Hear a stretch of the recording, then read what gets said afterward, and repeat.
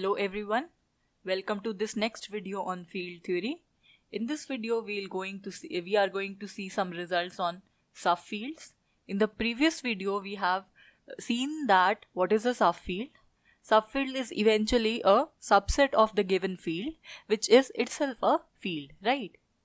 So now to check whether the given set is a subset, the given subset is a subfield or not, we are required to check all the field axioms, right? So let us doing so, checking all the field axioms, this can be time consuming because we have 11 axioms, right? So can we have something which we can quickly do to check whether the given subset is a subfield or not? Yes, we can leave some of the axioms and we can check few properties so that we can say that the given subset is a subfield, right? What are these? These are these three things. The given subset should be non-empty. Usually we should have at least two elements with us. At least two elements. And what are they? They should be the additive and multiplicative identities. They could be anything, but in your subset, two things are required. One is the additive identity, another is the multiplicative identity, right?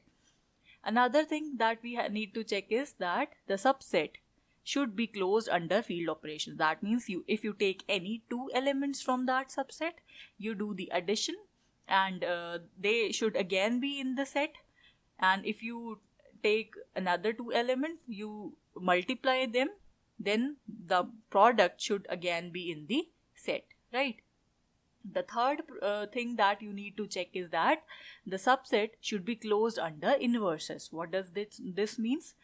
It means that the additive inverse and multiplicative inverse, if the field operations are addition and multiplication, this should be there in the subset. If these properties are satisfied, we can say that the given subset is a subfield, right? Now let us move on. So more precisely, or we can say we have a test called subfield test. What does it do? It if we apply this thing, we can without doubt say that the given subset is a subfield. So if we have F as our field and K is any subset with at least two elements, so the first condition is satisfied over here, that the subset K, this should be non-empty. So we are saying at least two elements should be there, and these should be what? The identities corresponding to different field operations. Then the K is called the subfield of F if you take any two elements in that subset where one element should be non-zero, so that its inverse, we can find its multiplicative inverse. These two things should happen. What are these? One is that if you subtract these two, they should again be in the subset, and if you have two elements A and B, then AB inverse should belong to the set K. Eventually these properties are derived because we are taking the first operation as addition and another operation as multiplication, right? So these are our operations. So can we see how the previously stated properties are satisfied?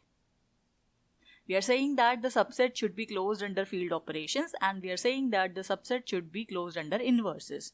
So if we are saying that the inverses exist, that means for an element B we have minus B with us, and for an element B we have B inverse with us, right? And the operations, second property says that the subset should be closed under field operations. What does this mean?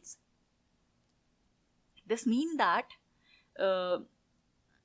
when you that means the closure property is satisfied, right? So this is the thing that that is required to check whether the given subset is a subfield, right? Let us look at example. Now this time we are taking this set Q square root 2. That is, what is this Q? This is the set of rational numbers adjoined with square root 2. What is this set? It contains all the elements of this form. That means all the rational numbers plus an additional square root 2, which is an irrational number. So their combination forms a field under the operation of addition and multiplication, right? So we have element of this kind. So this is they are saying this is a subfield of R. Let us see how this is a subfield of R.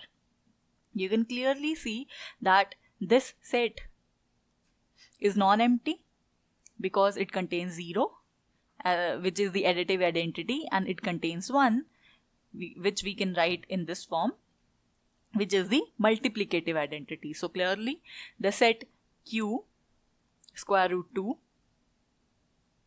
this is non-zero, right? Non-empty. So moreover, what we need to check? We must check these things. That firstly, we are saying that the inverses should exist and the closure property should be satisfied. That means that if you have an element of this form, a plus square root 2 multiplied by b, then what is the additive inverse of this? This is the additive inverse. So that when you add these two, you'll get the additive identity. Next, if we have a non-zero element, a plus square root 2b, this is non-zero, then if we take its inverse, multiplicative inverse, what would be that? That would be 1 divided by that number. And if you rationalize this, you'll obtain something like this, and this again belongs to the given set. Why? Because these two numbers, they are the rational numbers, and this is again of this form, a plus square root 2 times b, right? So we can say that this belongs to again the set of rational numbers adjoined with square root 2, where this denominator is non-zero, right? This should be non-zero for this number to exist. So this is an example. This is the subfield of the field of real numbers. Now the next question that we are dealing with is that if you are given two fields, K1 and K2, these are the two subfields of the given field F, then the intersection K1 intersection K2, is this also a field? Or we can say that, is this also a subfield? Think about it for a minute. The answer to this is yes, it is. Let us see how. Firstly, what we need to check is that by the subring test, we'll check that this set is non-empty. That is, the intersection of K1 and K2 is non-empty. Now we are given that K1 and K2, they are subfields. That means they both contain at least two elements, which are those, that is, they contain the additive and multiplicative identities within them. So if both the identities in K1 as well as in K2, they are the same, and they are equal to the additive and multiplicative identity of the field F. That means whatever is the additive identity of the field F, that is the same as that of K1 and K2. Moreover, the multiplicative identities of K1 and K2, they are the same as that of the field F, right? So if they contain the same additive and multiplicative identities, that means their intersection also contains them. That means their intersection also contain at least two elements, which are the additive and multiplicative identities. So we can say that this intersection is non-empty, right? Now let us see another property. Another condition of subfield test was that if you take any two elements A and B from this intersection, from the given subset, then we need to prove that this element A minus B should be present in this subset, right? So let us prove this. We assume that the two elements A and B belongs to the intersection of K1 and K2. That means they individually belongs to the set K1 and K2. A and B belongs to the set K1 and A and B is in the set K2. What does this mean? In the question we are given that K1 and K2, they are subfields.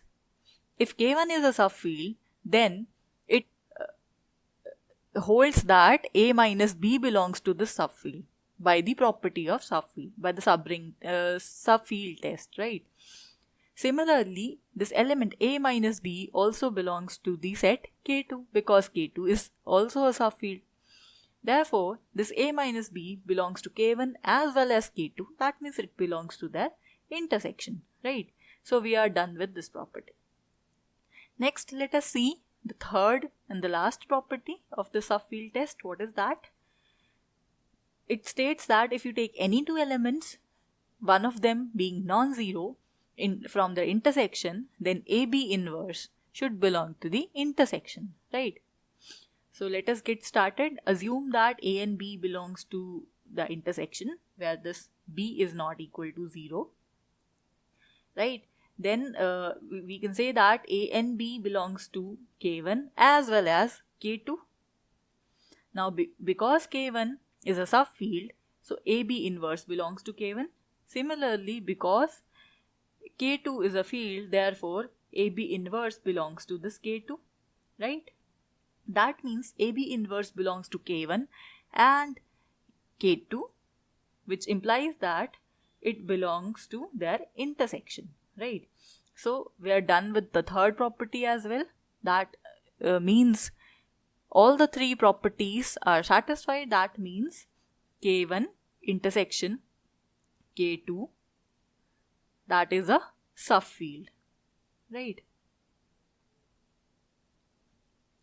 In fact, more generally, we have a theorem which we have just proved. What is this? It states that the intersection of any collection of subfields of a field F is a subfield of F. I hope it is clear now. That is it for this video. Thank you.